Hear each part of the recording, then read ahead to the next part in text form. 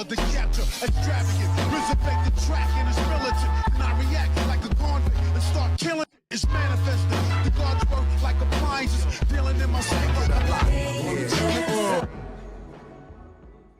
Yo, what's going on, everybody? It's your boy Naruto Explained here, and today we have some more breaking news. Again, I told you guys in the past, I'm not going to be doing breaking news and spoilers all the time, but when it gets, I know manga people are like, wait, you do spoilers all the time. I'm talking in regards to the anime, but you know, I've said for a very long time now that when it comes to the Boruto anime, despite what a lot of naysayers and people like to say, I've been saying for about a year and a half now that the Boruto anime is a lot more profitable than a lot of people are saying, and that it's doing a lot better than a lot of people are saying. And just because we over here do not care about like the slice of life episodes that everybody calls filler and the slower arcs does not mean that the anime is not performing well in other markets. And so we have some new news that is coming out from TV Tokyo, who, those of you guys who do not know, TV Tokyo is the place that holds the rights for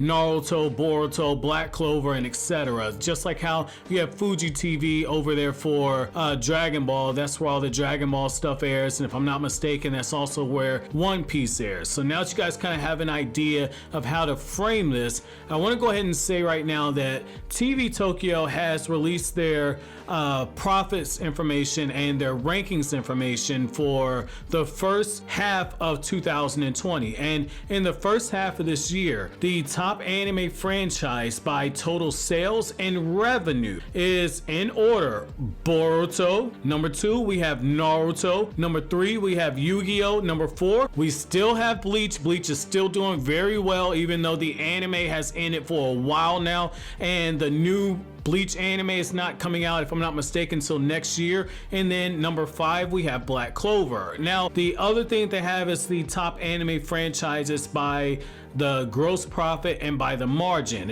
and here you have a bit of a switch up. So number 1, once again, you have Boruto. Number 2, you have Naruto. Number 3, you have Pokemon. Number 4, you have Black Clover, and number 5, you have Yu-Gi-Oh. So the other information that we have based on this is that based on the press release that came out earlier and the earning reports from their licensing and anime rights division that shows the overall profit margins and everything, the overseas sales for these franchises, in particular when it comes to Boruto, accumulated for 76% of the total sales, while domestically it was only about 24%. So what you're seeing when it comes to a series like Boruto, one of the things that you're actually seeing is the fact that it's getting even more support from overseas. Now, before somebody says, oh, well, that means that the Japanese doesn't love it, that's not necessarily the case, because for those of you who need a little bit of a refresher, you know, Naruto was more popular overseas than it was over in Japan. It was a whole hell of a lot more popular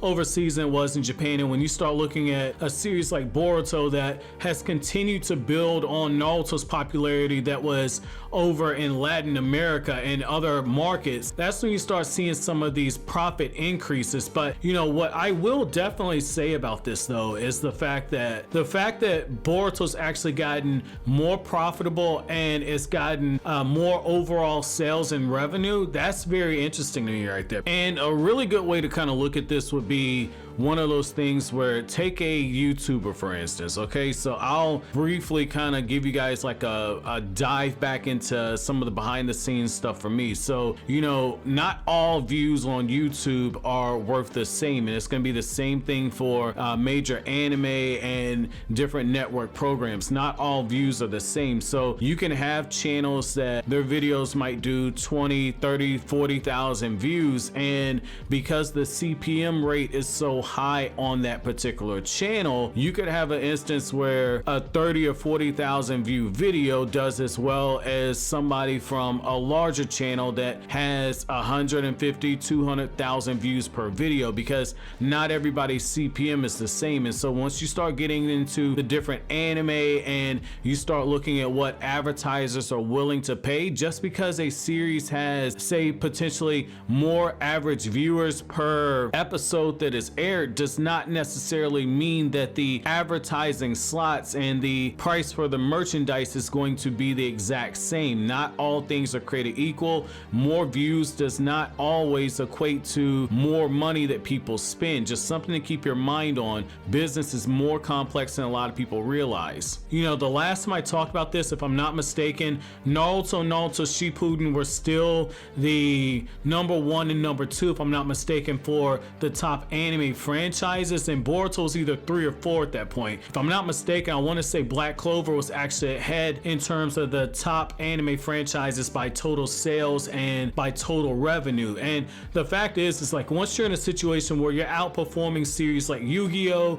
and you're outperforming series like Bleach that gets a whole lot of merchandise sales just based on the fact that they have the Bleach Brave Souls video game and you have all these other mobile games for Bleach. Boruto does not have any type of console games. It does have its own mobile game, so you are seeing some of the profit increases there. But when you start getting into the net profit, that's when you start looking at it. Boruto net profit is doing better than Naruto's doing. It's doing better than Yu-Gi-Oh! It's doing better than Bleach, which Bleach at this point is just running completely in the black because of everything it's done merchandising wise. And same thing with a series like Black Clover, which I think that a lot of people, myself included, would say the Black Clover anime is better paced and it's a better overall anime than what you've had with Boruto. But there's a little bit of a disconnect there. And when you start getting into the gross profit margin, that's basically saying everything based on the overall sales before you start cutting into profits and how big the actual gross is in comparison to the actual margin for it. Once again, Boruto is outperforming its predecessor Naruto. That's something that you would want to kind of write home to right there, because you know that opens up the door for potentially sometime in the future. Maybe that starts opening up the conversation for maybe a brand new Boruto movie that's canon to the anime and manga. There being a Boruto console game for the next generation for PlayStation 5 or something like that, or they find a way to do another Boruto to Naruto Shinobi Strikers game. There's a little bit of wiggle room right there for them to start playing around with it, because at this point the fact that we've not really had a console game for this franchise is a bit telling. That means that there's some more money left on the table at this point. Now, whether or not you think that the Boruto anime has actually done enough exciting material to actually do a console game, that's up for debate. But the fact is that like when you start looking at the mobile games and how the industry's really shifted, I mean, I kind of understand why they're doubling down with these Naruto and Boruto mobile games. That's why Naruto, even after all these years later, after the animes ended, Naruto is still one of their more profitable franchises because the mobile game does really, really well. So I'm going to be very interested to see what happens in the second half of this year, because we're in that point now to where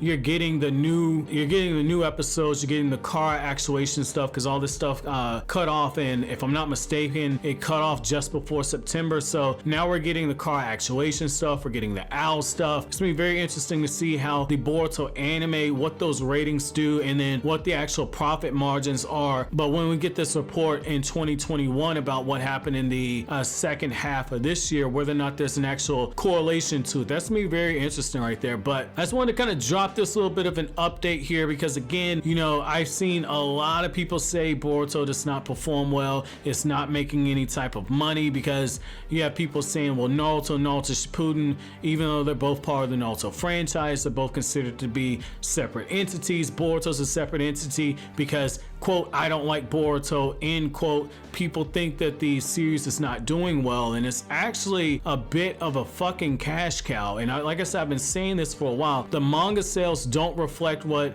you saw when Naruto was in his peak popularity. Hell, it don't even reflect what you see when Naruto Gaiden and the first few volumes of the Boruto manga come out, but the anime has done very, very well. So again, it's been very interesting to see where this is going forward. But as always, guys, if you like anything I had to say, don't forget to comment, rate, subscribe, and share. Thank you so much for watching all the way to the end. Have an awesome day, guys.